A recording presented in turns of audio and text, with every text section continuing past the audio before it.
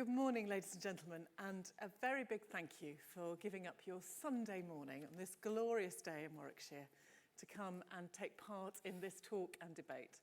My name's Whyman. I'm the Deputy Artistic Director here at the Royal Shakespeare Company. I've got a very brilliant and distinguished panel who are going to provoke, push, challenge, and I'm sure entertain us. I'm going to briefly introduce them, but they will then, I'm sure, talk a little bit more about what they do in their cultural lives. And we're going to engage with the question we've set ourselves, which is, are the arts male, pale, and stale? The question arises from a concern and also an interest and, for me personally, a sense of optimism about the right debate being had at the heart of our cultural life. This season in Stratford, most of you will have noticed, we've programmed some plays which look very directly at questions of difference, of tolerance and intolerance, ask questions about religion, about diversity. And we've endeavoured to take that seriously in the way that we go about making these productions. We're inspired by Shakespeare and his contemporaries who were interested in Venice and the Mediterranean 400 years ago as emblems, places of rich cultural diversity, which was not always an easy thing to be part of, but was nonetheless full of excitement and story. And so these stories live with us 400 years later. We want to take the responsibility for putting them on a stage in front of you all that time later very seriously. What does it mean? How does it engage with the United Kingdom as it looks now? And then a broader question, which I'm sure our panellists will help me open up.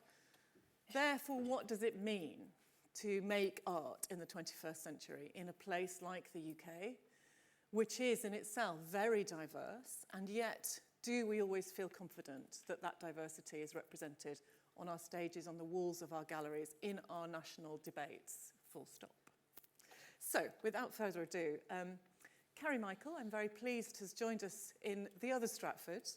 He runs the Theatre Royal Stratford East, currently on an extraordinary role of artistic success. Of course, that theatre, as I suspect Kerry will tell you, has a long history of engaging not only with its communities, but also endeavouring to represent the diversity of London and the United Kingdom on its stages. He does terrific work there. He's going to, I think, provoke us fully as to whether this Stratford could learn a little from that Stratford. Next to him, Susan Stockwell, who's a visual artist who's been working with the RSC in residence, looking at this season of plays inspired by Venice, and her work, her body of work, which you'll see a little bit of later today, hence the screen, absolutely engages some of these questions about diversity and difference. Next to me, a dear friend of mine, Jenny Sealey, MBE, remarkable director of theatre, artistic director of Grey Eye Theatre Company, and director, perhaps best known to you perhaps, of the opening ceremony of the Paralympics in 2012, a person who almost single-handedly has changed the way that we think about disability in the arts, a few other colleagues besides, but she has certainly made an enormous difference over her distinguished career. And on my left, Amira Salah, a spoken word artist and a poet, who I think might bring a little optimism to our proceedings if the rest of us don't. Amira's work is wonderfully passionate, and the way that she talks about the need to be a poet in our world, and the need to speak and the need to have a voice is very inspiring. So we'll hear from each of our panellists, and then I will open up a little conversation between us, and then after 30 or 40 minutes I'll make sure that we open up to all of us, because what I really want today is to be in conversation with you. We're mic'd not because we can't project in the Swan, because I'm sure we all can, but so that we can record the event for posterity. And therefore, when we come to questions, there'll be a mic that will come around the auditorium.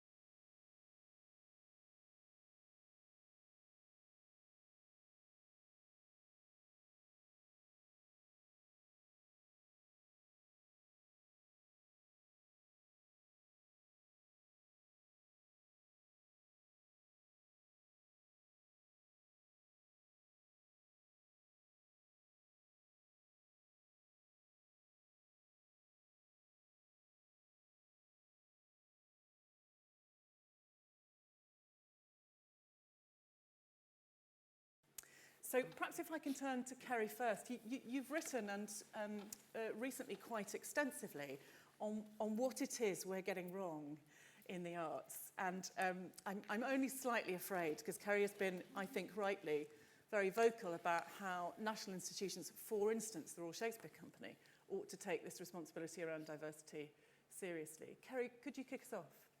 Thank you. It's lovely being here. Thank you for inviting me. It's nice being the token male on the panel. Thank you very much for that too. It's a complicated subject, but the fact that it's been posed here is really healthy, I think. The Stratford I run is in East London. There are over 160 languages in our primary schools. It's one of the most deprived boroughs in the country, even over the Olympics and the regeneration coming through. And it's a very different kind of world to what's here. So I get very angry that with over 40% of London defining itself as non-white, when you look at that statistic and then you look at what's happening in some of our national institutions on the South Bank, you very rarely get that kind of statistic either on stage, backstage, or in the audience. And when you get a huge population of young people now defining themselves as mixed race, the debate around cultural diversity is really complicated. And I think if you're going to be a national institution, you need to serve the complete nation. And I think what some of our national institutions are doing are conservatoires, are experts, are doing something very specific, but not really talking to the world as I see it in London or in some of our other bigger inner cities. I think there is optimism, but if you look at just very recently, if you look at what the Evening Standard Awards, kind of a flagship award in London, or the Oliviers, or even the BAFTAs this time round, the only person of colour was one female who won a Best Supporting Actress in BAFTA. And that was over those 3 awards. Now, the Oliviers were 2 awards for some culturally diverse musicals, but they were imported from America, and that was it. And the biggest problem with that is that our rhetoric's really good in the arts. We talk about being the best in the world. We talk about being world-class leading. And I don't think any of that's not true, but when you use those words and then the entire winners of those awards are all white, then I think it's sending out a very difficult message to the new generations coming up. And also, most importantly for me, is there's a really weak critical debate around culture and the arts. We're not really good at talking about diversity in culture. We're not really good at talking about the other possibilities of what a good storytelling is or what form is. And I'll end on this bit, which is it's really hard. If you're doing a piece of culturally diverse work, it's nearly impossible to find anyone from that culture to review it in the national press. Yeah. Our critics, our arts journalists, who are all fabulous and really good at their jobs, but they're coming from a very specific point of view. So even here, if you want to look at storytelling from around the world, or how the form changes, you want to open that up to different kinds of opinions. And I'm afraid in arts journalism, it's very narrow and very white and pale and stale. And male. I would absolutely agree with you about critical dialogue, and I just put a couple of things out there in terms of the way we've made choices here. So last year we had a season, I know many of you will have seen it, of the Roaring Girls plays, looking at plays from the Elizabethan Jacobean repertoire that had strong female leads and asked questions about gender power, some of them very uncomfortable. And 3, in my view, fabulously interesting contemporary productions of those plays, including Maria Arberg's production of The White Devil. And in that, Maria chose to cast a woman to play Flaminio.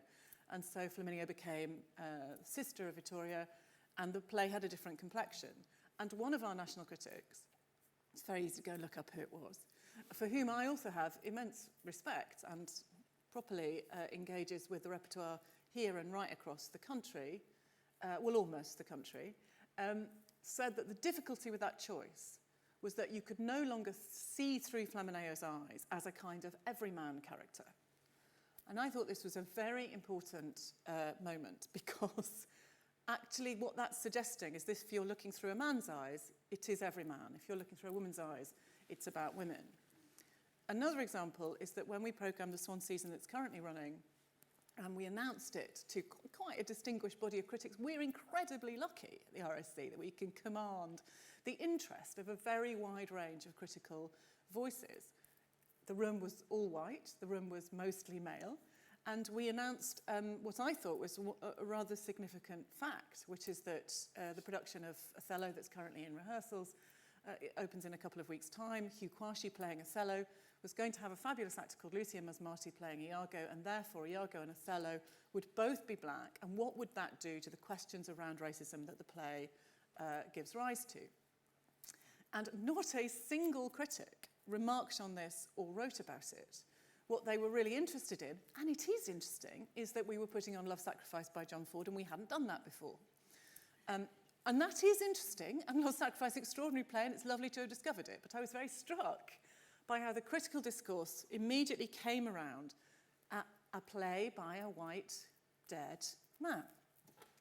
So I offer that up as an example that it isn't simply when you are making diverse work in Stratford East or London that we don't have voices to engage with it. When the national institutions want to engage with questions of how we might really look different and do things differently, it's very hard to get them to notice you have. Very good. Thank you so much, Kerry.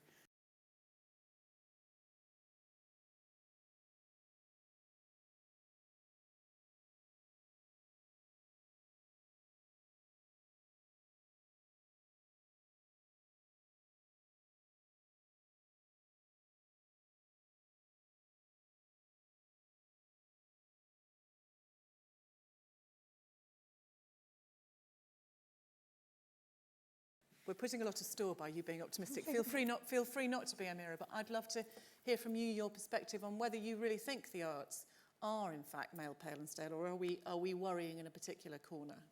I think it can be very easy to just worry about it and not do anything. And I think we're getting to that point where everybody's really worried that it's, you know, male, pale and stale, but nobody's brave enough to do something about it. I think to go off Kerry's point, but there are organisations and theatre makers and dancers and spoken word poets that are creating art that's very diverse, but is it being recognised by national institutions? And that's my question. There's an amazing, incredible play that I can't get my head around called No Guts, Heart or Glory. I don't know if you've heard about it, but it's literally, it's in Bradford, and it's a group of Pakistani girls playing boxers. And now when they'd done the auditions, no Pakistani girls had auditioned because it was such a taboo to be a boxer and an actor. And then what they did is they redone the auditions, and they said, if you want to play, then we will train you to be a writer, an actor and a boxer. And now that's going on tour. And I just think it's incredible because they've taken 3 Pakistani girls from the middle of Bradford, and now the whole of Bradford are very proud that there's this piece with Pakistani females, and that's what's happening. But is it being recognised nationally? Is it being? I know it's going on tour, but is it coming to Stratford? Is it going to the bigger places in London? So that was a bit like kind of my throwback at what you said. Going back to the question, I think are the arts male, pale and stale? There's a hierarchy. There will always be a hierarchy. If you ask me, are the influencers male, pale and stale? I'd probably say yeah. If you ask me, are the artists? I'd say no. Because I think the artists now, especially, I come from Birmingham, so it's very diverse. It's very, there's loads of artists, and I come across them daily, and I can see a few in the audience. But it's, spoken word especially is very female. It's majority female artists. There are male artists, but even the male artists look up to the female spoken word artists. And then you go to places like street dance, hip hop. That's very male dominated. So it depends what art form you're pulling. It depends where you're going. But I do think to look at the future, it's to stop worrying about it and actually do something. There's symposiums that happen all the time across Birmingham and nationally about kind of what do we do about it. But it's like you go into this symposium, they tell you what you want to do, and you tell them what you want to do, and then you walk out and you never hear from it again. But it's about where do we take the step afterwards? What do we do after that one day in the room where everyone's talking? I think for me, am I proud that spoken word is very female dominated? Yeah, I am. I am. As somebody who, when I looked around, when I wanted to do poetry and explore the spoken word scene, I was one of the only spoken word female Muslim in Birmingham. Yeah. And for me, that was, where do I go? What do I do? Yes. But now, I mean, I host nights every first Thursday. When I say, when you walk into that room, there status, class, nothing is there. You've got from middle working to higher class, you've got everything in the same room, diversity, every single culture, and they're like body to body because there's no space in that room to listen to raw poetry. And that for me is the beauty of what grassroots organisations do, and that's how the grassroots organisation can take you into kind of the national, the RSC and all of the West End and everywhere. But the grassroots need to stay grassroots and diverse for it to go higher. Well, that is optimistic, and I suppose I want to ask you a little bit about spoken word. There'll be people in our audience who are really familiar with spoken word events and others perhaps who aren't. And I'm struck talking to you about the fact that in a way spoken word or spoken poetry is an ancient art form. Yeah. And yet there's something fantastically modern and almost free of the shackles of the sort of hierarchies that you're talking about. Do you think it's the fact that it's so ancient, or do you think the fact that it's reinvented itself for a new audience is allowing it to be less stale? Yeah, spoken word is poetry. I mean, you go back to Shakespeare, like we all studied it, but there's a really nice modern twist to spoken word, which is, one, it's spoken, so you kind of perform it to an audience, which means you get the full effect of me performing a piece to you, like my emotions, everything I'm translating. But I also think what's really, really nice is every single person in this room, guarantee you, give me an hour with you and you'll become a poet. It's very, very accessible. And that's what it does. I teach it 3 times a week in schools and youth groups across the country. It's really, really accessible. You can take the disengaged young person to the gifted and talented, and they will both be able to produce poetry, because what they're writing is what they're feeling. And that's what is very accessible about spoken word. In terms of it coming back and being more modern, I guess it's people have finally found something that kind of, if you learn an instrument, you have to take weeks or months to learn it, and then you come out and you kind of, whereas with spoken word, as I said, an hour, and I'm confident enough to say every single person after an hour would share in the room. It's a very, it's a safe art form. It's very intimate and safe. So I think, But that is, sitting here in my job, that's a brilliant thing to hear. Because, of course, we also work with poetry, and we live with, certainly 150 years of the burden that we teach people in schools that it's difficult. And we spend the rest of their lives trying to persuade them that it isn't. So actually working together is an obvious thing for us to try and do, isn't it? Brilliant. Definitely. Thank you very much.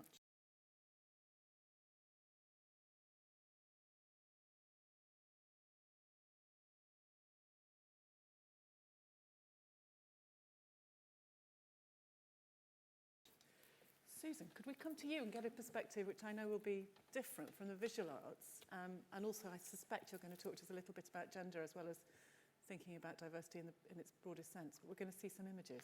Yeah, we're going to see some Thank you. images.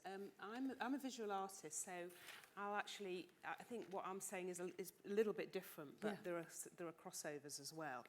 And I'll show some images. I won't actually talk much about the images, there'll just be lots of them, but I think the images hopefully will tell a story as well, and illustrate what I'm trying to say, really.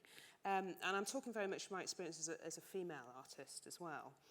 And my interests are very much in geopolitics, trade, post-colonialism, and also working with materials and processes that tell those stories, or that talk about those issues. And also the context that the work is in is very important. There's an exhibition on here at the moment, and I think the context of both the RSC and the plays that are on at the moment is very much a part of that. So I think through my career as an artist, I have been supported mainly by women, actually, mainly by female curators at the V&A, academic writers who are women, and curators in other countries, which is sort of interesting. And I think that this is related to a piece of work I made a few years ago, which you'll see in a minute. But the visual art world is very much run by an Oxbridge-educated male elite in this country, from Tate to the major museums to the commercial art world and certainly the auction houses.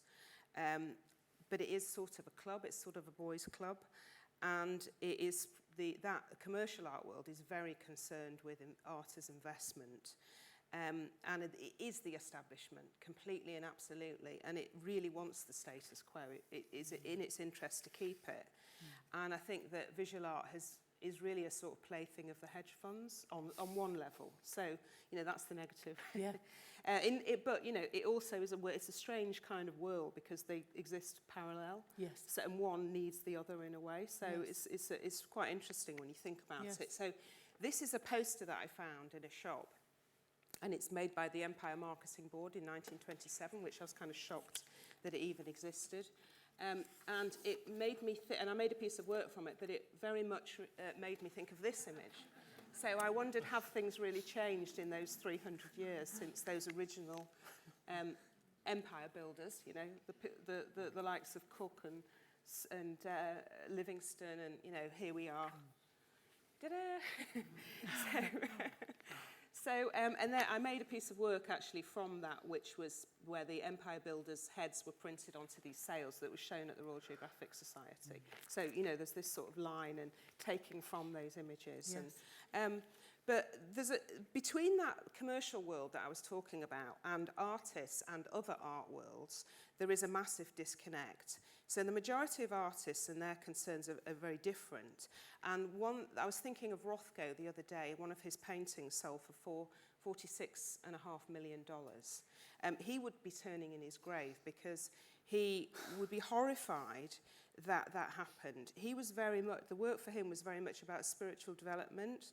And I've got a quote here. Rothko was originally from Russia, and he maintained his social revolutionary ideals throughout his life. He particularly supported artists' freedom of expression, which he felt was compromised by the art market. This belief often put him at odds with the art world establishment, leading him occasionally to refuse commissions, sales, and exhibitions.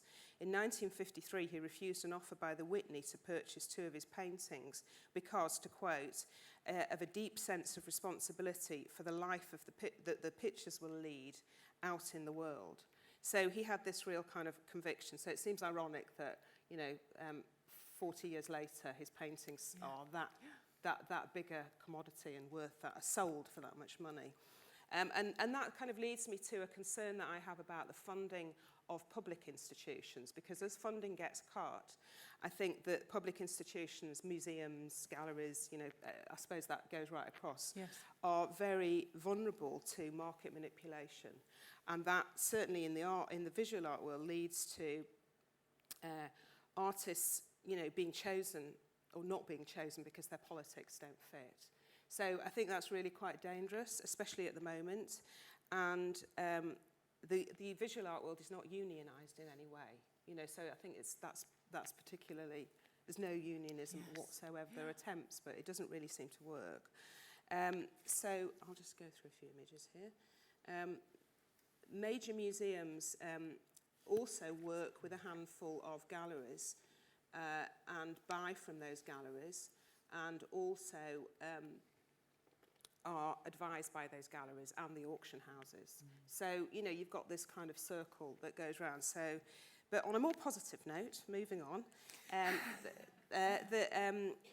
it's times like that, there are other art groups, there are lots of art worlds, and there are lots of alternative art worlds. And I think at times when money is squeezed, and there are these kind of issues particularly, you get more radical artists, underground groups. I'm thinking of people particularly like the Gorilla Girls and Bob and Roberta Smith. This is a Bob and Roberta Smith piece. And the Gorilla Girls, who are a group of artists who have been around actually since the 80s. And their work is very much about being outside of the art world and criticising the art world and being, you know, having a crossing boundaries as well. So they're not just see themselves in the visual art world. So that's quite interesting. Yes. And this year the Venice Biennale is on. So I went to the Venice Biennale last week to the opening, which is this massive kind of art world exhibition, international exhibition party. Everything is shown there, including alternative worlds as well. And it's curated by a curator called Okwi Ezwerna. And there are artists from 88 nations showing, a lot of which are developing countries. And the Golden Medal Award went to a woman. I think also our institutions, Tate, for example, is working very hard to work with young people, to work with people who are from all over the world, younger artists who are coming from other countries, who are doing different kinds of art. It's maybe not doing it on its curatorial programme, but very much in its educational programme. And I think that happens in a lot of institutions. The educational programmes seem to be doing more interesting work than the more curatorial mainstream programmes. And I think that whole idea of education, which we've, you know, I think is another area to talk about here because it's very important. You know, I teach a bit at the University of East London. And I think that, you know, these are the things we talk about all the time, really. So I think it's really important that we think about that and that we work with educational institutions as well.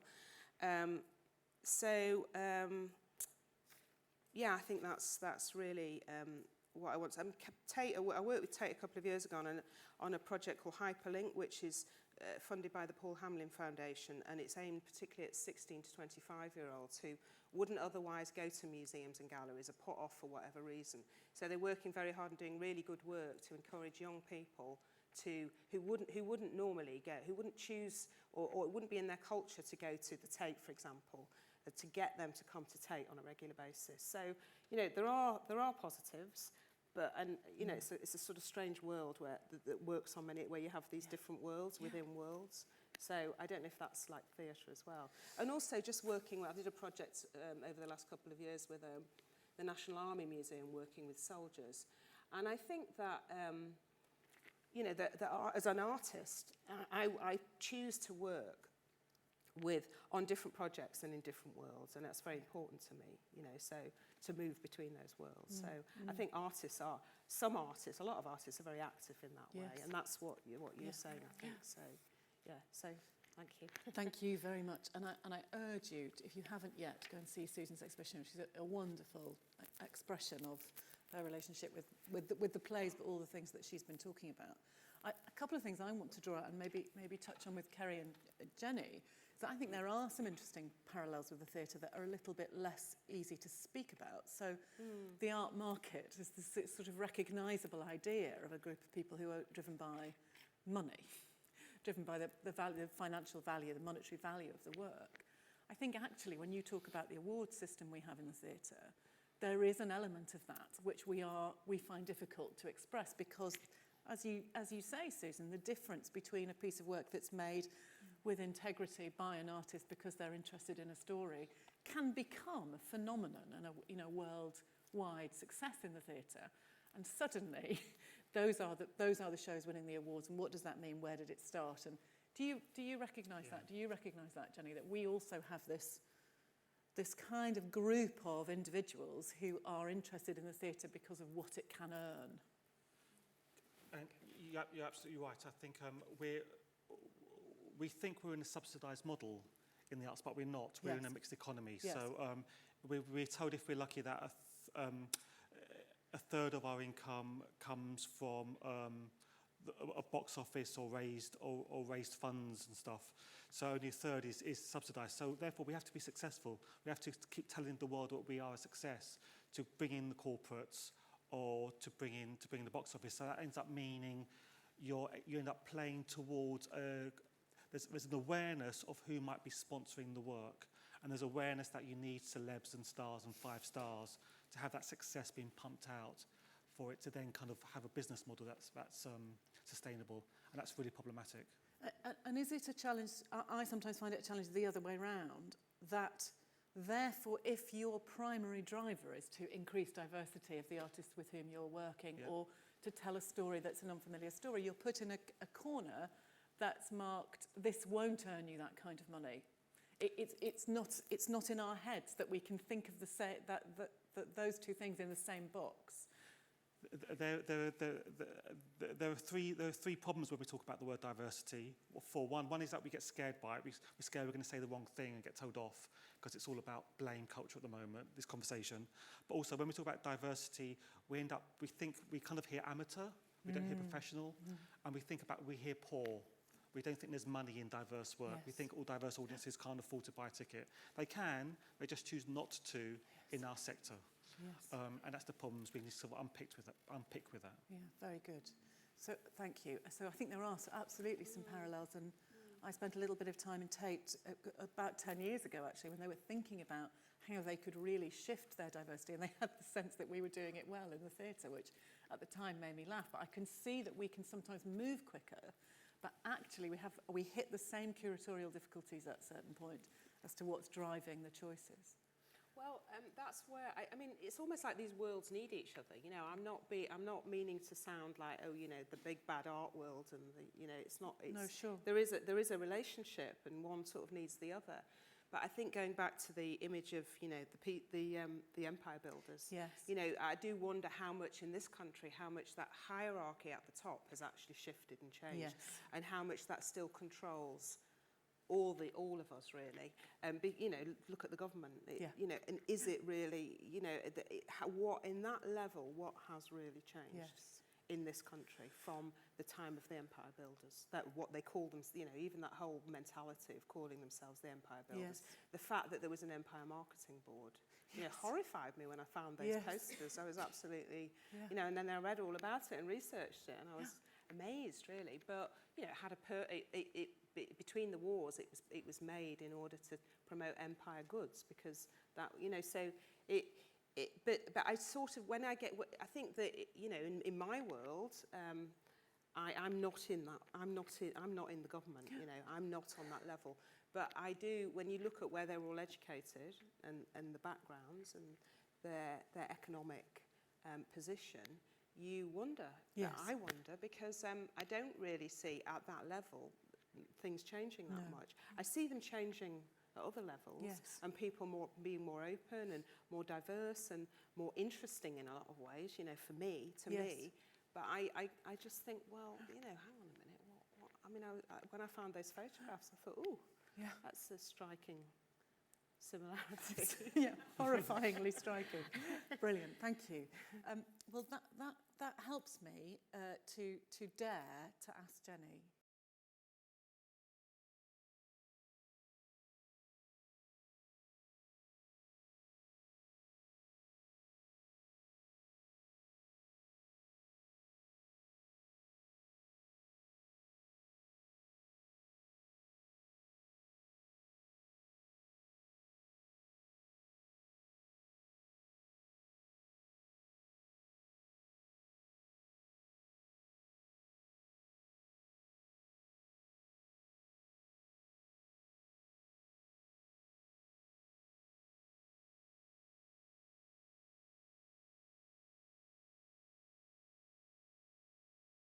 Well, that helps me to dare to ask Jenny, because she's promised me that she's going to really provoke us, and I know that she will. But you and I have been artistic directors, amongst other things, for nearly 20 years. And what do you think has changed, if anything, in terms of this debate? I'm not a horrible person, you know. I know. My mind's just blowing with all the many things I want to say. But last night I came to see The Merchant of Venice, and I just want to stamp and go, yes, because Nadia is in it. Nadia is an actor who has one arm and one half arm. She's an extraordinary actress, but she was told many years ago by one of the establishments, darling, with that arm, you will never come on our stage. You will offend the audience. So how dare that director undermine the sensibility of an audience? Yes. So that's one of my things. Yes. I was doing this is where I'm being a bit naughty. I was doing some work on Macbeth with the RSC about 5 years ago, and somebody from here said, you know what, Jenny, I think we need to get a proper director in to work on this. Sorry, that still sticks to me because I feel mortified that I'm not perceived as a proper director. Yeah. I've got a litany of things that people have said to grey eye and grey eye actors. I don't know whether you know grey eye, but I love my job. I absolutely love it because I get to work with deaf and disabled artists that no one else will want to work with. And years ago, Kerry and I did Reasons to be Cheerful, big rock. Ian Joy, who was one of grey eye's patrons. And we had the most glorious motley crew on that stage, didn't we? And we won the TMA, Theatre Management Association Award for Diversity. Yes. And I can remember just jumping up, running up to the stage, didn't realise there were some steps up, got Annika Wright to haul me up, so my bottom was there for everyone to see, pulling me up on the stage. Got on the stage and went, wow. And it was a sea of white faces, mainly men, and the irony is that our frontman, John Kelly, who was a wheelchair user, he was supposed to come, but the venue was not accessible, and John would not have been able to get on that stage. The irony was not. So I said that. I said, thank you for this award. I get to work with all the people that you won't work with. Why won't you? But lucky me. So every cloud has a silver lining, and I get them. In all reality, I'm bored. I'm bored with this debate. The only shows that I go to see that are fully accessible, fully diverse, are the ones that I do. And actually the ones that we in the disability arts community, we really support real diversity and accessibility.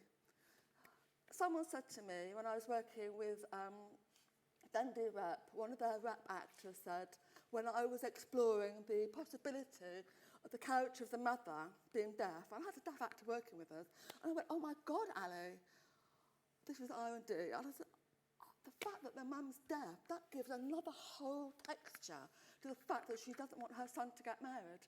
It's about him marrying her, but it's about her need for her. He signs, he supports her. It's something else. It's rich, it's glorious. And the guy who was playing the son said, he said, for fuck's sake, Lorca did not write Blood Wedding for people like you to be in it. I had to leave the room because I bawled it. Went to the director, who was then James Billing at that time. I said, James, we have got to do Blood Wedding. We have got to do it. And so we did it. If someone says no to me, so we did it. And I had the most gloriously diverse cast. The mother was deaf, played by a profoundly deaf woman called EJ. And so the first words anybody hears on stage is this profoundly deaf voice. So for a hearing-sighted audience and blind audience, you really have to tune in to EJ's voice. But you get there. So it was a mixture of sign. The son repeated some of what the mother said. We think about accessibility. And when I think about my first job, my first baby as a baby director, 8 months pregnant, went for my interview, terrified. Never thought that I would ever be a director. It wasn't on my radar. But having a baby, I thought there's no way I could be a jobbing actor. Directing might be another way in. And so it's Interplay Theatre Company based in Leeds, and all of their work is accessible for a real multitude of people with profound mental and health and learning disabilities. And they're doing The Tempest. And I said, well, I think that's brilliant because, Shakespeare didn't say whether Juliet or Miranda was or was not a wheelchair user. And I've got the T-shirt with that exact quote on it. And I think that's what got me the job. Because I really pushed them to have a really diverse cast because the audience was so diverse. And Shakespeare didn't. Doesn't say that really. And I'm, at the moment, Jan and I go back to Bangladesh very soon. I've just cast Romeo and Juliet with an all-disabled cast. And in Bangladesh, the prestige or the status of disabled people are they're in the gutter. But no, the National Theatre, I'm doing a play for the National Theatre in Bangladesh. Our own national don't want to own me. But anyway, so I've got the most incredible cast. And the young man playing Mercutio said, Jenny, but I can't do Shakespeare. I said, yes, you can. Shakespeare is for everybody, really, really is. And you can be my Mercutio. He said, but I can't fight because he's got the most extraordinary hand, massive hands, with a split here, so that he can actually support his body, and his legs, tiny legs, are folded behind his body. So he walks everywhere in his hands. He's a bugger. He is lethal. So he'll be standing here, and he will come with his legs, wrap his legs around you, pull you over. I mean, that's how Mercutio will fight. Of course it will be. Yeah. And my Romeo, beautiful young man, he has one leg it's almost like an elbow, and he has a bamboo stick which he threads through, and that becomes his leg. So he stands like that, and he's got the most extraordinary gait. My Juliet, profoundly deaf BSL user. My nurse, wheelchair user. I mean, how diverse can you get? But they are... what I'm having to do with them is instill that confidence that Shakespeare is for them to do. They're just like, they're bewildered by the whole thing. It's like, no. So I just think I'm lucky because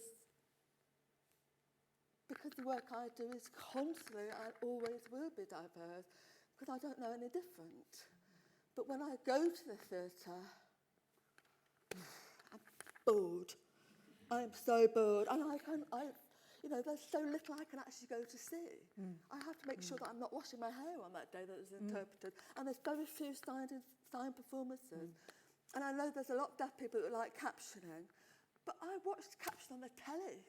I don't want to come to the theatre to watch captions. It's flat. Yeah. I love these two. They are my life.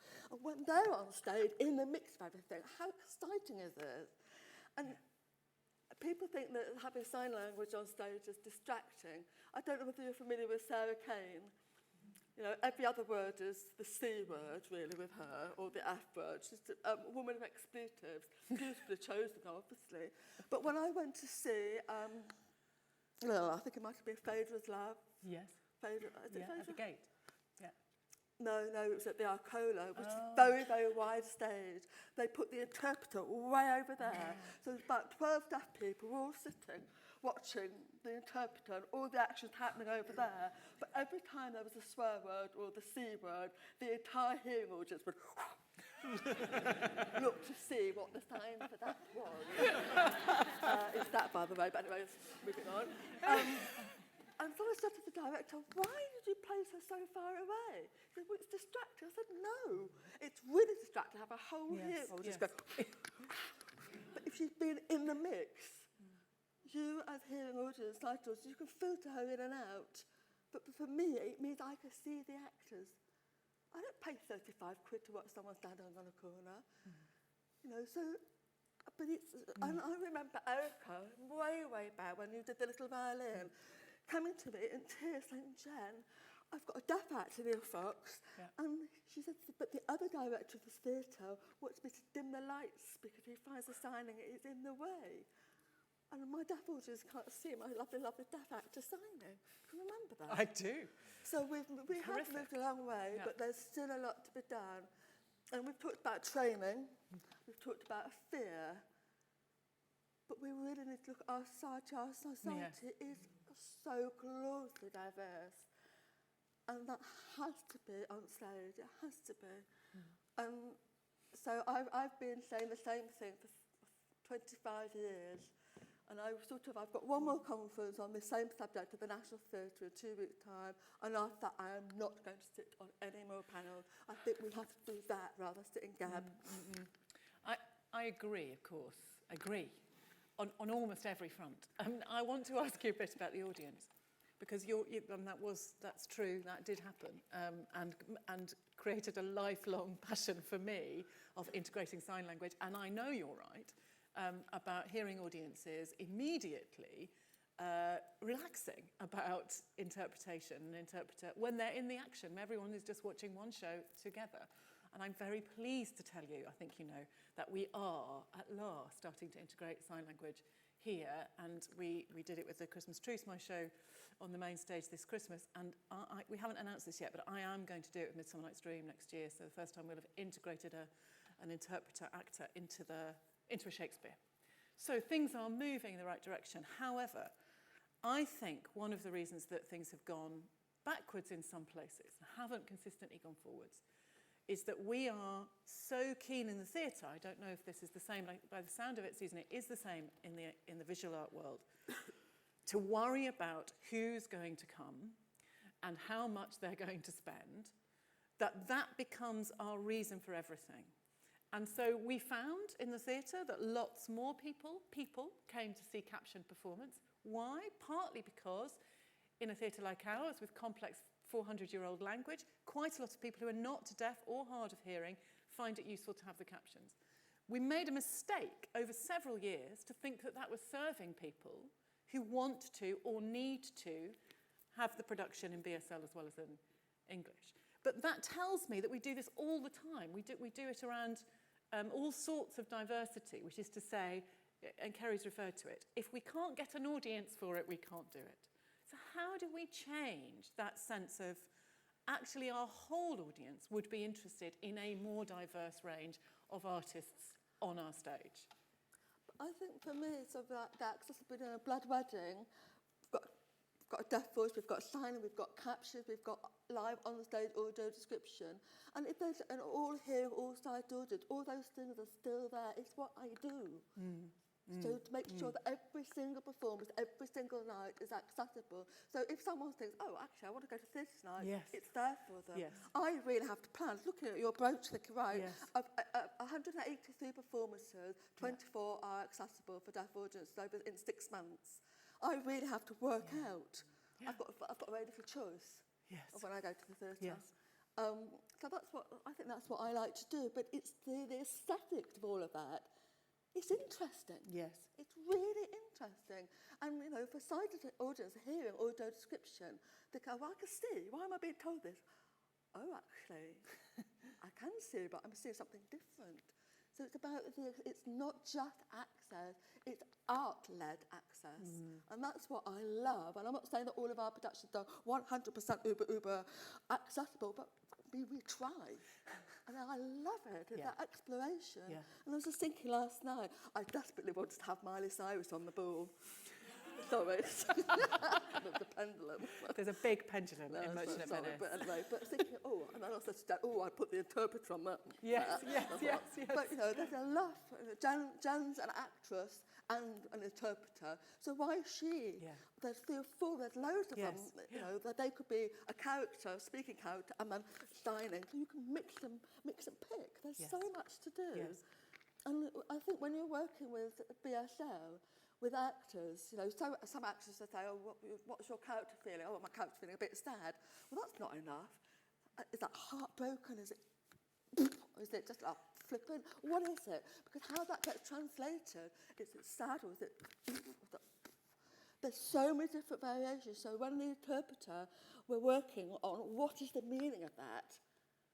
We get the right translation in BSL, but that actor really delves in hard to find out what it is they mean. So nothing gets wasted. It's not an add-on, it's crucial to everything. Just sorry, I agree. I think also on that note, you know, the thing about visual art is that it's not all, you know, that it is difficult that audiences, it's so box office led as well, and it all has to be to get new audiences, to get audiences in, to get numbers in, to, you know, click the clicker. It's that, then it's like £1 per click, you know, it's kind of, and I think that I can understand that. Obviously things have got to be funded, but it's not, art isn't necessarily about just being populist or about, you know, there are many other things to say. And I think this thing should be funded for other reasons, and you know there should be a whole other agenda going on that isn't just this box office-led thing, because that is really distorting things at the moment, I think, and quite problematic.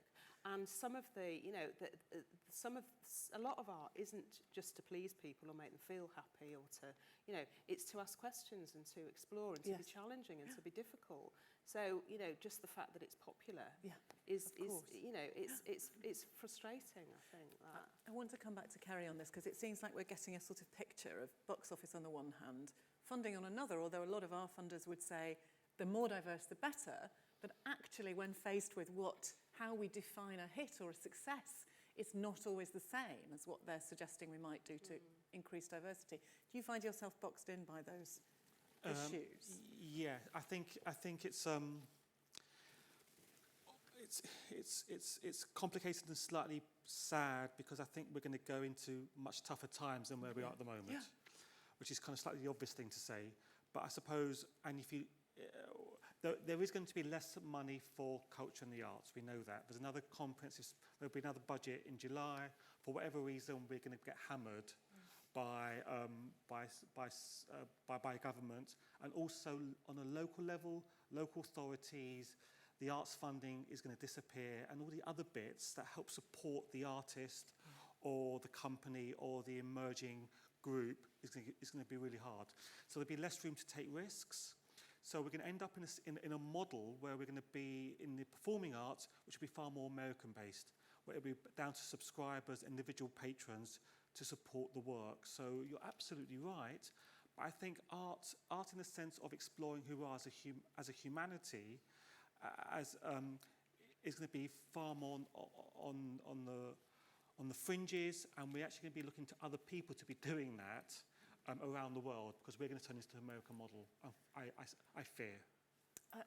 So that is a dreadful vision of, but might very well be right, that we're destroying different bits of funding here, there and everywhere.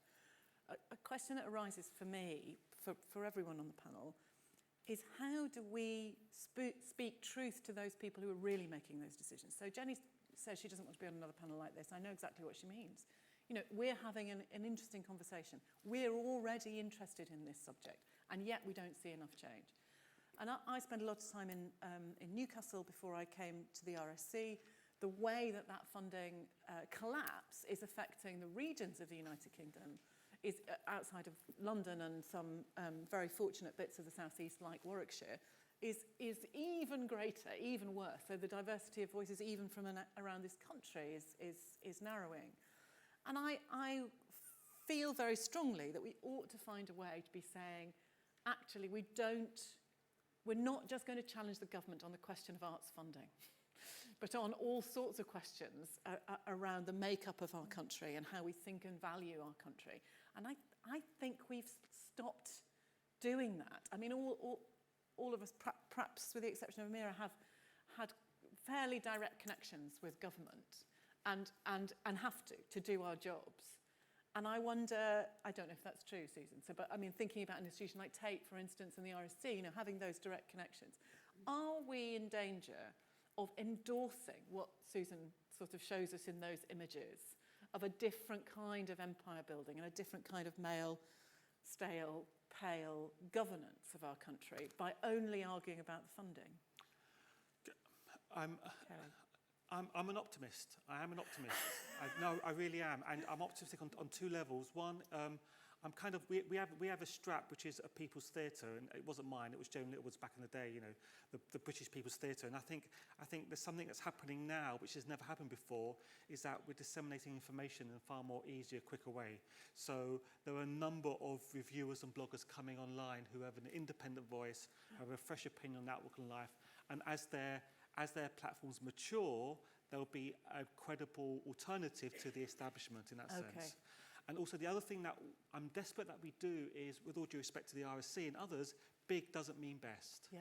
And we spent a long time talking about the bigger you are, the better you are. And actually we are getting more sophisticated and actually talking about quality and best and artistic excellence being a whole different kind of way of doing things. As audiences, we don't just want to watch anymore, we want to kind of engage and be part of an experience. Yes. That's really clear, and that's why there's a whole lot of there's a whole lot of research done about how, as audiences, we want to be part of the art, either co-creation or we want to be part of an event. So usually that means it's a much smaller event. So playing to 2,000 people in these kind of not these ones, but I mean the auditorium necessarily are quite old-fashioned in terms of how audiences want to engage with the work. So all that makes you feel we're going to democratise things a bit more, and there'll be more varied conversations and varied possibilities of us experiencing the art we want to experience. Yeah, fantastic. So we do, of course, recognise that here. It does feel on a good day that actually the kind of Renaissance spirit that has inspired both these auditoria here through the plays, but also in kind of Michael Boyd's vision for the main stage of having the audience incredibly close to the stage, even in a large theatre, is absolutely in line with that philosophy. But Amira, I want to come to you. Do you recognise that sense of the audience wanting to be part of the experience and therefore being able to value a small, intimate experience like you described before as of equal weight with going to something that has been made, so to speak, by the establishment? I think spoken word in itself, I stand on a stage and say I am vulnerable. I am giving as part of what I had wrote to you, and I'm sharing it with you, and that automatically just breaks any barrier down, and we're all kind of on a level playing field. I completely agree with co-creation, and that is, as a young person, as somebody that works in a grassroots organisation, that's what it's all about for young people. Everybody wants to be a part of the process because they want to feel ownership and they want investment in the arts. A £32.50 play, you want to have investment in. You want to invest in the play, and not just as an audience member. I'm just going to watch what you guys created and then leave. It's how do you take it onwards and upwards? How am I going to speak to my peers and be like, you should go and check the rep out. You should go and check. And that's the best thing is. Word of mouth is one of, I know it's old-fashioned, but it's still one of the best things. We run an event completely, it's not on funding, nothing, it's completely voluntarily. Every first Thursday of the month, upstairs in a coffee shop, we run a spoken word night, and it's an open mic. Usually people start arriving at 5:30. Started off with members, audience of 30 people. It now goes up to 150. They literally can't fit. They have to stand on the stage. It is a health and safety hazard now. But one, we don't want to move because the coffee shop it's in are absolutely fantastic, and it's independent. So young people want to invest in independence around the city. And two, because everybody's invested in this spoken word night. Anybody that wants to host could come up an hour before and say, I want to host today, and they'll host it. And it's how do you translate that and that 150 16 to 70-year-olds in one room, how do you translate that with 25 local talents that are absolutely brilliant on a larger scale and to be valued on larger scales? It's that opening the door for the kind of the spoken word, the hip-hop dance, everything that kind of expresses diversity, and I completely agree with what's wrong with the word diversity. How do you open the doors for that to be translated upwards so people actually can relate on a human level, not on a, I'm watching this as a non-white and I relate to you because you're not, that's not, how do I relate to it as a human being and the experiences of the person? The other thing I'm getting from all of you is this sense that, yes, absolutely, let's keep looking at how we can bring the kind of energy and the kind of talent onto our larger stages and exhibition walls, but let's also value where it is happening and not suggest that because it's small or diverse or it's in one particular place that appeals to that place and that place's stories, that it isn't of equal value with our large stages, so to speak. I think what's incredible is, and I don't know how it works in other cities, like you could, but in Birmingham, we love to disrupt spaces and places. So a lot of visual art is now in coffee shops, and it will just be in coffee shops, and they'll have the price, and completely it's gone to the next level of. I run a group of flash mobbers called Creative Superheroes who flash mob the Birmingham rep, and it's absolutely incredible. So to take art and to kind of flash mob unusual spaces, there's an organisation called Beat Freaks in Birmingham who do incredible stuff, and what they're doing is they did a massive flash mob in Birmingham Museum and Art Gallery about the history of the exhibition that was there. So it's taking, art is spoken word and dance and music and theatre, it's a medium, it's not a goal. I do not want to be a spoken word artist for the success. Spoken word happens to be the vehicle that I'm getting to understand and relate to people. And that's the way we've got to start seeing things, is it's the vehicle that's getting me to understand and meet people, rather than I'm just going to write this poem, perform it and become famous, or, you know, and it's completely switching that. So I think, I don't know how if it's happening in other cities, but the disruption of places in Birmingham is absolutely incredible. Like, they take art and this on buses, and we programmed some performances for Birmingham New Street. So we had like this tiny box, and then you had to stand in the box, like literally we're standing in this tiny box to perform. And I did a collaboration piece, and we went out, and everyone that was walking in New Street just happened to, like, couldn't move. So they had to listen, and it's kind of telling people, I've got something to say, or I've got something to show, and you're going to see it because I value it. Yeah, brilliant.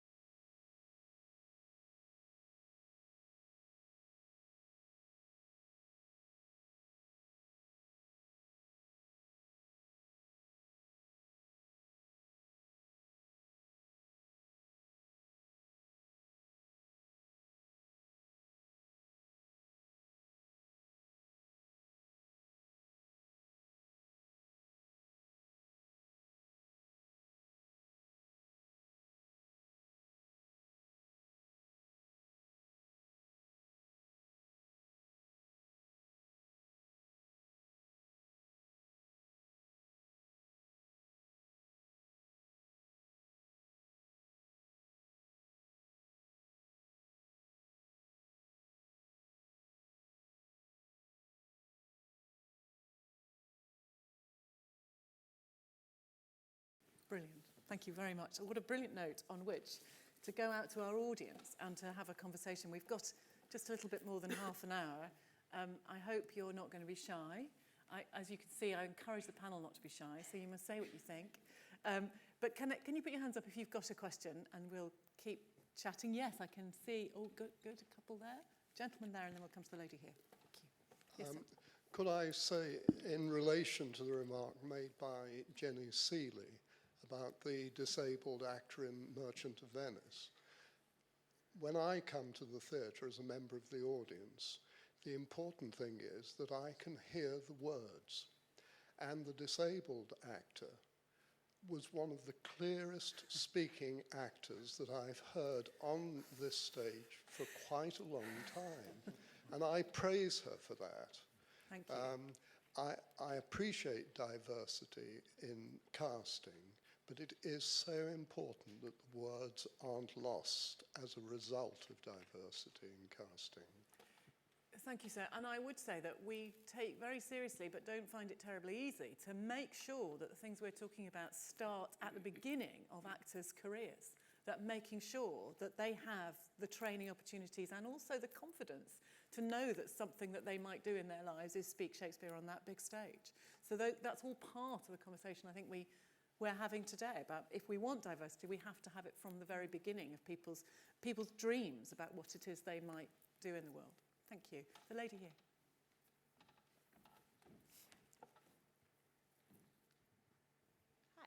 Hi. So I work front of house here, so I get to see lots of the audiences we have. And for instance, the audience for the sign integrated performance, for captioning, for this new production with a more diverse cast perhaps than we've seen before. And something I'm really noticing is I don't want this to come across the wrong way, but they don't care. Like, we're still enjoying a show with a sign interpreter. We're still enjoying it. And I think there's this worry from kind of funders that people are going to stop coming, but they're not going to stop coming. They like it. It enhances their experience. And they're not going, oh, well, I liked it, but there was a sign interpreter. It's great and it's Yeah. exciting and it's new. And also, I think a lot of that comes from people we wouldn't expect it to. I think there's a worry, particularly in Stratford, of having a white, middle-aged, middle-class audience who won't like change. And these are the people who are coming to me and saying, this is a fantastic show, this is exciting. Yeah. So I suppose a question is, what can we do as audience members to go, give us all the stuff, we're going to pay to come and see it, put it on your big stage and we'll come. Completely brilliant question. Thank you very much.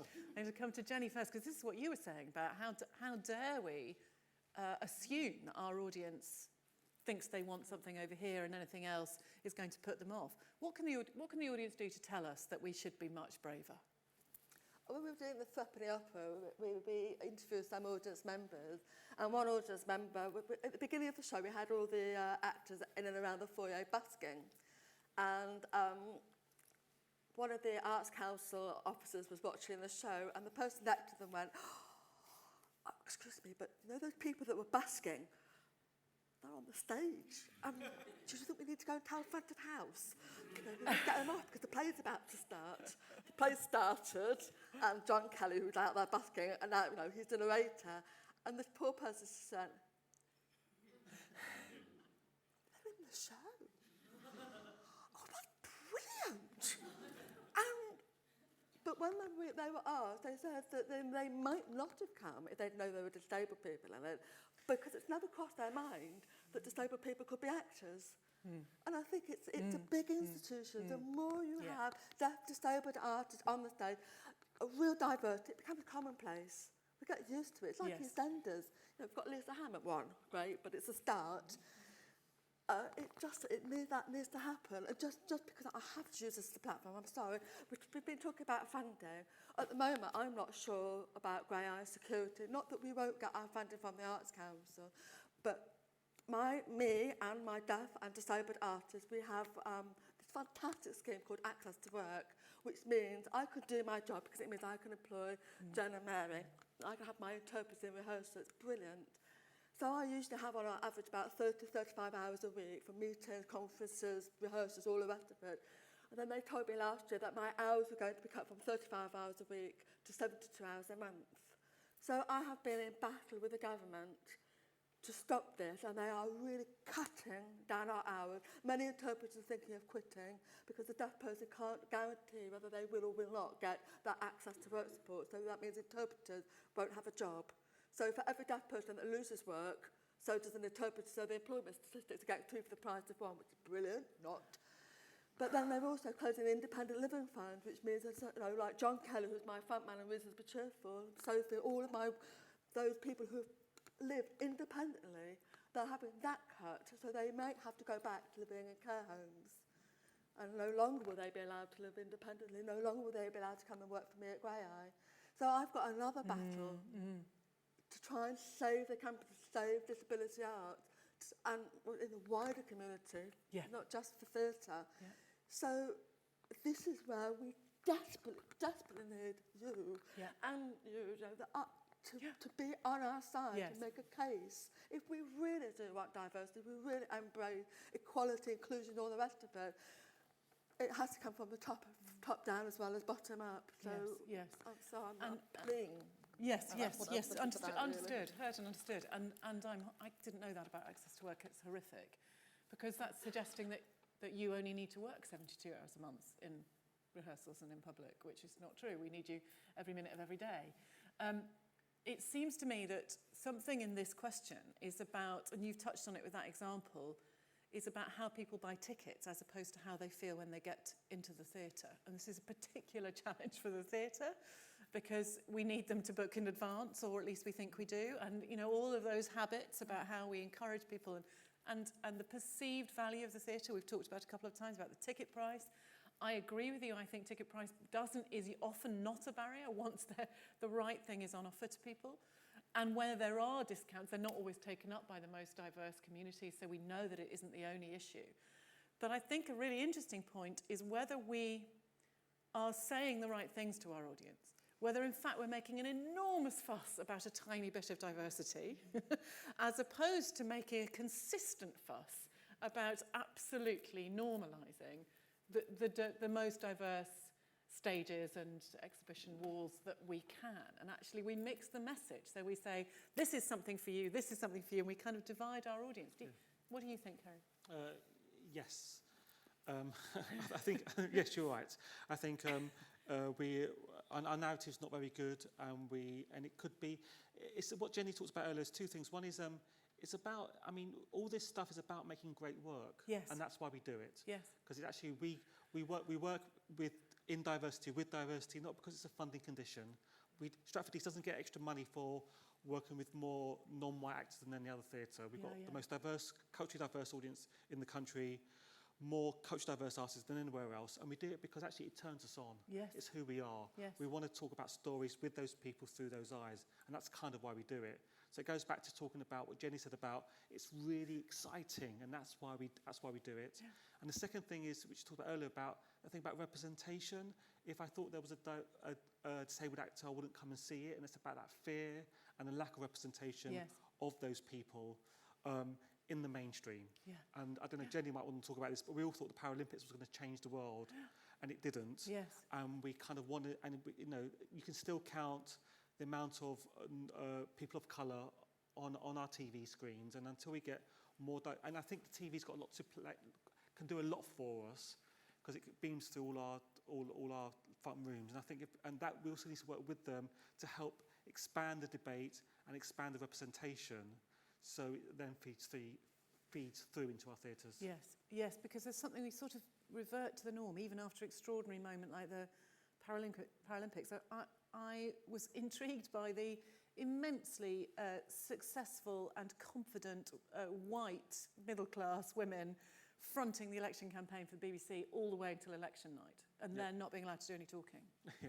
Just as, you know, one of the little bits of this world that I particularly notice on a personal level. You go, there are lots of women in positions of influence and power, and then there are key moments in our cultural history, and we're also disappeared.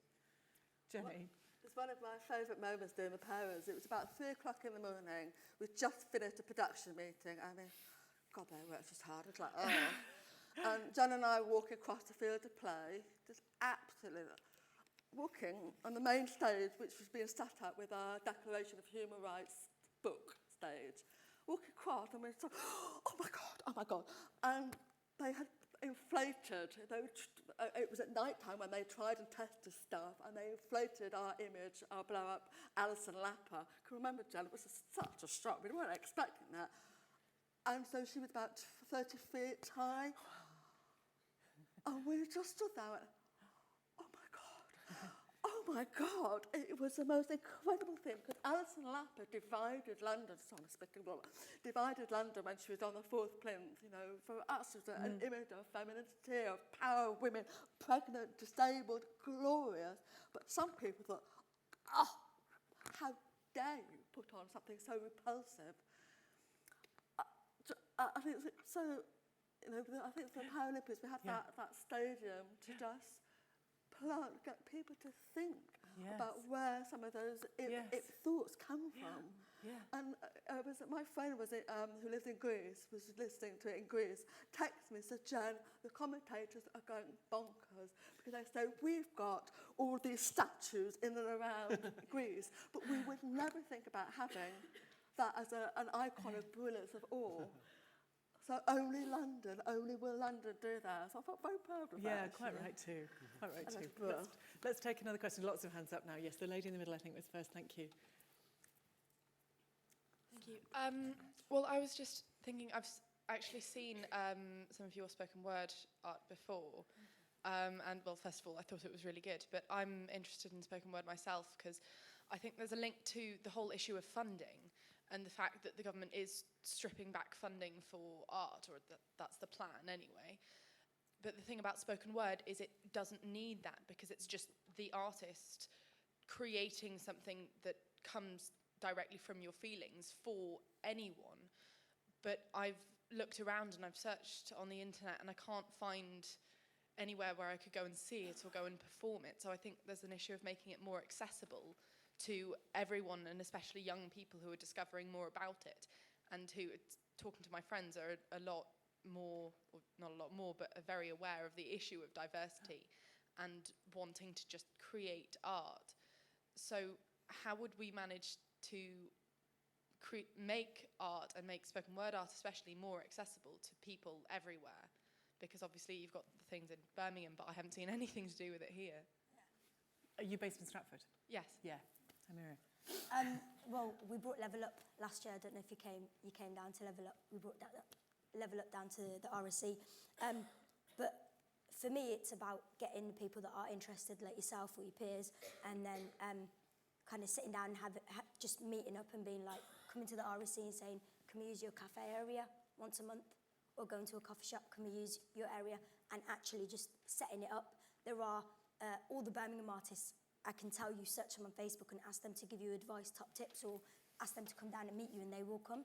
The thing with the spoken word community is, I completely agree, it doesn't need funding behind it, but if I'm in it, I've been in it for like 6-7 years now, and if I haven't earned now, I haven't made a living, so I become almost like, but in terms of what I do for free and what I do for paid is I prioritise, but kind of the once a month night that we do completely free, it's about getting them dedicated few that actually open it here. There are, it's about the bigger organisations supporting. So we ran a monthly night at the Birmingham Rep, because after they reopened, they struggled to bring young people in. And we ran a Level Up at the Rep, and we attracted all the audience, all paid tickets, all the audience, young people, all 16 to 25, brought national artists down. And it's about that. It's about the theatres or the bigger institutions actually believing that this is a risk that is going to work or could attract the young people into this building. Because what you're going to do is when you're walking around, you're going to see a flyer. And I'm guessing you're quite engaged in the RSC and the shows, but there are those young people that have never been. 45% of the young people that we brought to the Birmingham Rep had never ever been there before. And it's about them coming back to see shows. So completely would be happy to have a chat with you, happy to have a chat with the RSC and bring something here. It's kind of an answer to that earlier question. What can the audience do? Tell us that they would like to see more spoken word in Stratford, and we'll see what we can do about it. Great question, thank you. The lady there, sorry, sir. Thank you very much. It was just to pick up on your comment, Jenny, about the fact that if we want diversity, it needs to be coming from the top down. I work in an organisation which provides support, business support for women trying to break through the glass ceiling. I think in the UK now, only 5% of women hold senior leadership positions, even though they make up 70% of the workforce. And just to tie it up with a comment you made earlier about the arts press and getting reviews and it being male-dominated, I think we've got a responsibility, those of us that are in positions of influence and power, such as yourself. There are going to be up-and-coming female arts journalists, and you would be in an incredible position of influence, you know, to involve them in the reviews and helping them make it on the way up. So sometimes I think it's about realising that those of us that have that influence, how can we bring that up ourselves? I of course agree, and we do a lot here, looking at all kinds of diversity. But I have been a bit of a champion for gender, and not forgetting about gender in all of this, and thinking about these plays that we do and how they relate to contemporary life for women as well as for men. One thing that has happened to me, though, just to kind of put a little flavour on how this works, is that I got a group of much younger journalists in a room to talk about the other place. The other place is a project to reopen what has been the Courtyard Theatre as a studio theatre, rehearsal spaces, and a more relaxed, informal space, and a coffee shop, and it'll have lots of spoken word and all of those things. In order for us to make a different kind of theatre in Stratford. And the festival we did last year, Midsummer Mischief, looked at gender specifically. I got a group of younger journalists, many of whom are women in a room. And they said, it's all very exciting, Erica, this is great. And this, it does float our boat, and it does feel more youthful, and it does feel like subjects that matter to us. But we won't be allowed to review it. We won't be printed, because it's the RSC. So it has to be the number one critics, because that's how it works. So they're just stuck in the hierarchy that actually, in a position of relative influence, I can't persuade them to print that young journalist's work. So you're right that we have this amazing opportunity digitally to see it in print in other forms. If we imagine that we can persuade those newspapers to get them, those voices to be heard on the main pages, we're almost powerless to do that, sadly. sorry, there's a gentleman there and a gentleman then in front of him, and I know that we've now got, I knew it, lots of hands up. Just Sir. picking up on what's just been said, there's about 3 things that really came home to me. One was your comment about the question of the critics and the fact that I believe social media is the way forward for everything, because through social media, I found out about the spoken word. One of your, I think, is it Beat Freaks? Beat Freaks actually followed me, and I now follow them, because that's fantastic. Now, I'm not as young as you can obviously gather, but that was absolutely marvellous. But over the last few years, things that have been going on, and I think the social media is so important to it. If you take the RSC, which I love, as everybody knows, we've had Julius Caesar with a completely British black ethnic cast. When it came on through Greg Doran's brilliant production, it went all around the world, went to Moscow, went to the States.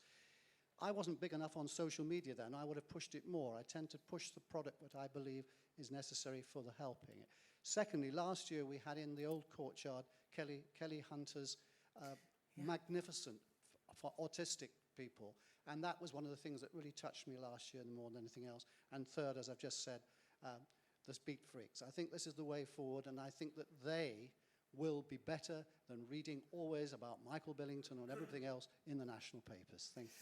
Thank you very much. It's very nice to hear from you, David. David works here as a tour guide, but is an amazing champion of the work. And to hear from you how much social media means to you, because I think we do make an assumption that there is a certain kind of person on social media, and everybody else still wants to buy tickets in the usual way and read brochures and just come to the things that they've always come to. So thank you very much. The lady behind you. Just going on from what quite a few people have said, I think one of the most important things is for artists to be able to have the courage to take risks and to be brave, because I've put on a play at Derby Theatre recently. It was a scratch show and it was on child brides, but I had a white 25-year-old woman playing a 9-year-old Arab child bride, and my audience was like 40, 50, the entirety of the audience was white. And like they came up to me afterwards and they were like, oh, that was really strange and strangely relatable as well, talking about something that's so far away but bringing it back to home and back to them as well. And they were like, oh, it was so unexpected, seeing a white woman sat there with a hijab and thick Scottish accent talking Arabic. And it was very strange. But I think you need to be brave enough to take those risks and to take stuff like that onto stages in front of an audience that you wouldn't necessarily feel comfortable performing something like that in front of. Like, I would have been more comfortable maybe taking it to a Pakistani audience maybe, because they'd understand or whatever. But it's so much more important to be able to take it to an audience that have not heard of child marriages and are not aware that things like that are still happening. And just going on from what the lady over there said about like spoken word not being accessible and stuff, and young people not being aware, go out, pester people, do it yourself. Like I live in Derby, and when I first moved to Derby, there was nothing going on there in terms of spoken word. I went and started up my own poetry night and pestered people, and a lot of my peers and classmates at university, they were not aware of spoken word. And a year into Twisted Tongues, my poetry night, we've got an audience of a good 50 people that come down each night now, and students that are like, oh, I love spoken word now, and it's so interesting, and trying to get them up on their feet and giving them, it's just making it accessible for them as well, and introducing them to spoken word and giving them a platform to express whatever they want to be expressing. Thank you very much. Yeah, that's great. that's Great, very inspiring. Do it yourselves.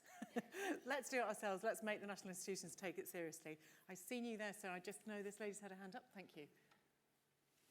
Yes, in the yellow top. Yes, please.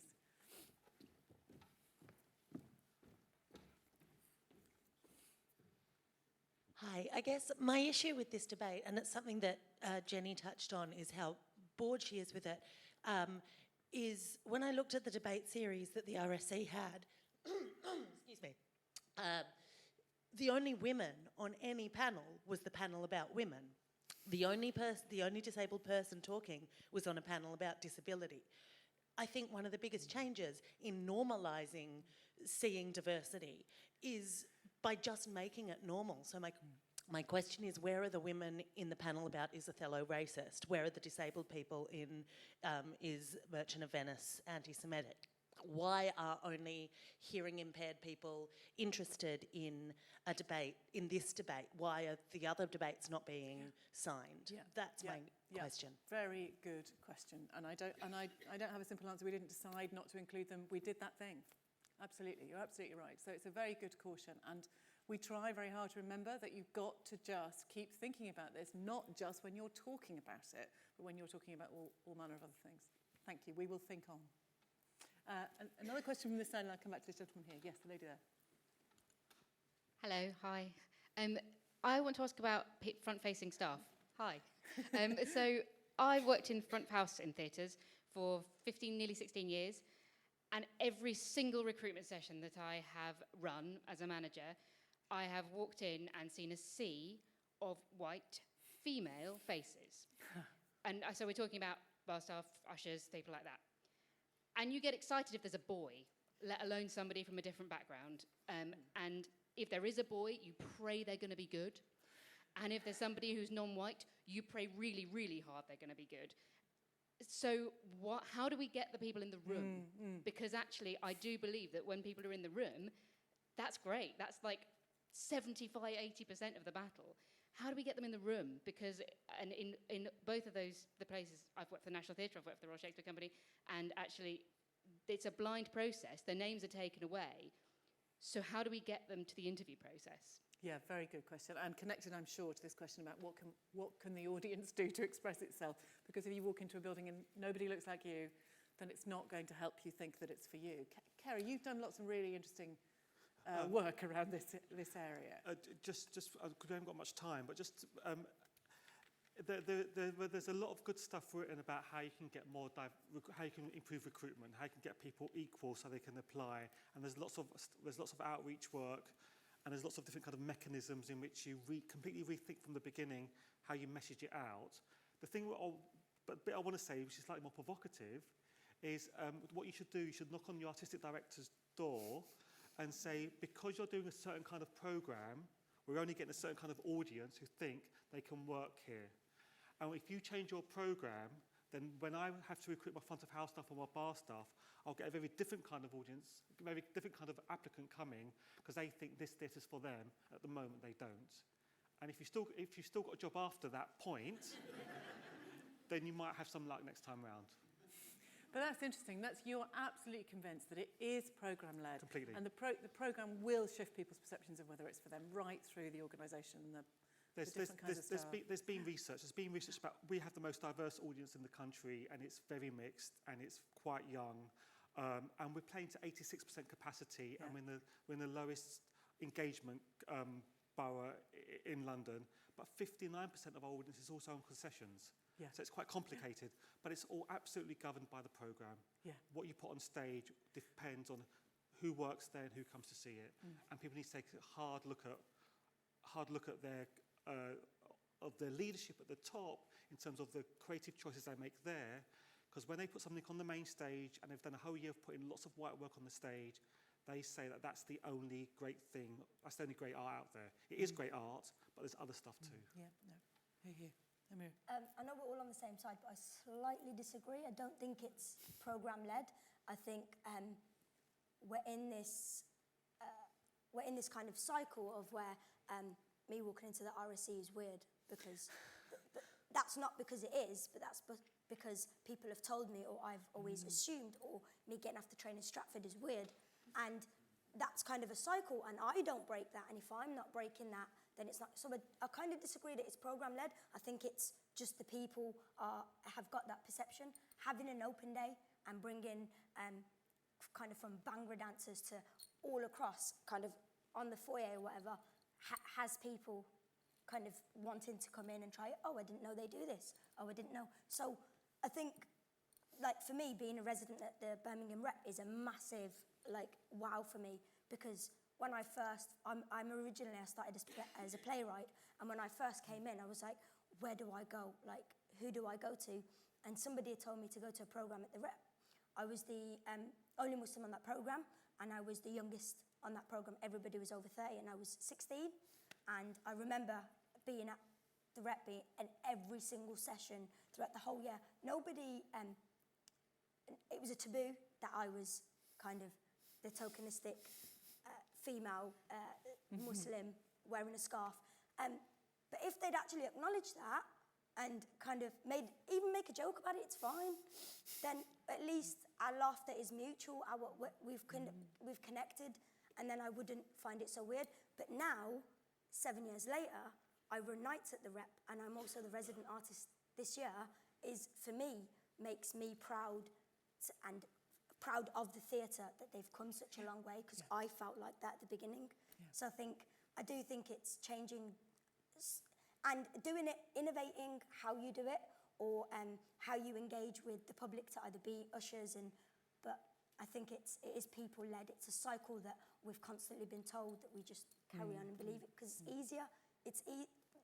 Believing it and being naive is easier than change. Yeah, very good. So maybe it's both. Because an all-white programme made entirely by men isn't going to happen at the RSC anytime soon. However, there's more to do than just that. Very good. We've got time for one more question. It's quite difficult because there's a couple of people have their hands up. Who wants to really... Oh, my goodness. Yes, go on then. Thank you. Please. Thank you. Susan Stockwell something, which is, I'm really intrigued by her position as an outsider in a different kind of way coming into the theatre space. And we talked a lot about kind of almost adapting the kind of work you might do to the constraints of financial imperatives or what's available. But actually for a visual artist like Susan, I would imagine that part of what she wants to do is work on these large-scale installations. And that requires a certain level of space and a certain level of funding and not to be led by, she might work on a small scale, but that's not something she necessarily wants to do all the time. And so I wanted to ask her, given the fact that the nature of her work requires often large spaces and that kind of level of interest and support, does she actually think that things have changed? How optimistic are you about the situation at the moment for visual artists and the cuts that are coming? I was really intrigued that you shown that picture from 1927 and then the Bullingdon Club in 1980s, 1990s, and they're all now, of course, in power. And actually, when you're thinking about somebody who needs to work on a large scale, who can't just, I take your point about, you can go and put work on in cafes, but if that's not the kind of work you want to make, how then, are you going to find yourself working on a smaller scale because that's all you can do? You need a studio space. How do you fund that? It's not always possible to work on the kitchen table or to just go and, spoken voice works like that. But other forms of art don't. And are we going to see a situation in which some forms of art are less equal than others? Or have less space or just aren't. And as a visual artist, how optimistic are you about this? Yeah. I think I'm optimistic because I'll just do it anyway. I'll make it work in some way. And I also think I've done quite a lot of projects in recent years with non-visual arts organisations such as the RSC, but also the National Army Museum, Tate Collectives, which is a programme for young people at Tate. And actually, at times, not necessarily, but at times those projects have been very inclusive. So I've made the work, but then there's been a collaborative element maybe coming later. So that's a way of getting funding. So there are other ways of getting the funding, I suppose. It's not just a sort of, well, here's a curatorial programme, here's a space, make an installation in it, and here's the money for it. It doesn't work like that. I maybe have to find other ways of doing it. But also, I think that's been good for me because I've enjoyed those projects, and I think that when people have been involved, they've got a sort of ownership of it, and then they come back and they want more. And it opens up a whole other sort of dialogue. So, I think you just have to go do it there's a way of doing it that you find. But I am very aware that, it is, that definitely is an issue for me. And for a lot of visual artists who work on a large scale. But I also think that there are some visual artists who do get those opportunities, but they tend to be supported by those galleries who are run by the same people, the white establishment, And so it's, you know, it's still very much a glass ceiling. For me as a female artist who makes often politicised work, I definitely have got a very sore head from hitting that glass ceiling a lot, because I think that, you know, I can get so far, but I can't get into that world. I mean, maybe I don't want to get into that world in some ways, I suppose, because I am perhaps I actually am happier in my world where I do have a voice and I can say what I want to say. So, but yeah, I mean, it will be an issue probably in the future if public art funding gets cut that much. I will have to change the way, maybe I won't be able to do the work that I really want to do. Yeah, I don't know, maybe I'll go and do it in another country or something. That's another... Which would be a proper loss. Well, thank you. But that is such a good question, because actually it does apply in the theatre as well, I think. It's easy for us, and sometimes important for us to recognise that some small-scale work really matters, has value, is changing, you know, the colour and the flavour of the arts in this country. But it's not enough to do that. And I do wholeheartedly, from the point of view of large-scale theatre, agree with Kerry that if we don't see real changes in the way that we make the choices on our major stages, we can't change the debate. And I'd be interested to know what both of you think about that. You had this enormous stage to play on, Jenny, for the Paralympics. Do you feel that one thing that gave us was a way of giving status to a different kind of work that we need to find a way to repeat? It did, but it's one of those things that it's my biggest fear. It did happen after having that great stage, and you know, the press got it. They really understood what it was we were doing, and the sport, the Paralympic sport, was phenomenal. You know, it was the best time in the world to be deaf or disabled. We were embraced. But it's that thing, out of sight, out of mind. And I've said this on many, many panels, but afterwards I thought, yes, that phone is going to be ringing. Not that I hear on the phone, but that phone will be ringing off, because I had trained 44 disabled artists, of which Nadia was one of them, doing aerial work, sway pole work. It was phenomenal. The phone didn't ring until November, and then Channel 4 phoned. Yes, at last, it's going to happen. What did they want? They wanted to know whether I would put forward my deaf and disabled volunteer card and professional card for their very empowering programme, The Undateables. I'm sorry, that is not the legacy. I don't know whether you've watched it. It's crass, it's disgusting car crash television that plays the most vulnerable disabled people for us to laugh at. So actually, we had that stadium, and you know, it's lovely to be able to say, yes, there was a disabled actor on here at the RSC, there's one disabled actor on at the National. Brilliant.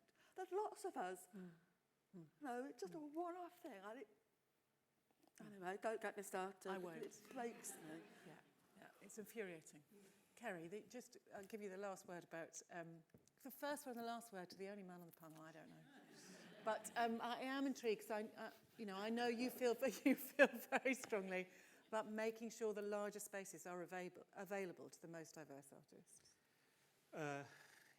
Yes, I think it's an imperative for those larger stages to be relevant. Yes. I'm saying it because I love those larger stages. I'm saying it because the nation's theatres are my theatres. I'm a second-generation Greek Cypriot who came here. I want to own those spaces. I want my parents to feel they own it. I want the young people in my youth theatre to feel it belongs to them. And they risk being irrelevant, and they risk being part of a dying breed if they don't fully understand the change and the growth and the diversity that's coming through the younger population. And it's because of that passion and that love I kind of say what I say. Yeah. You can't, otherwise there'll be a conservatoire, there'll be a specialist museum that talks about something that was of the past and not about the future. Yes. And I'm all for the future. Here. I think it would seem that the room is for the future. I hope so. I thank you all very much again. Very much appreciating that outside it's sunny and it's Sunday. So to have given up your time, thank you very much. But to Amira Salah, Jenny Sealey, Susan Stockwell and Carrie Michael, thank you so much for a very stimulating conversation.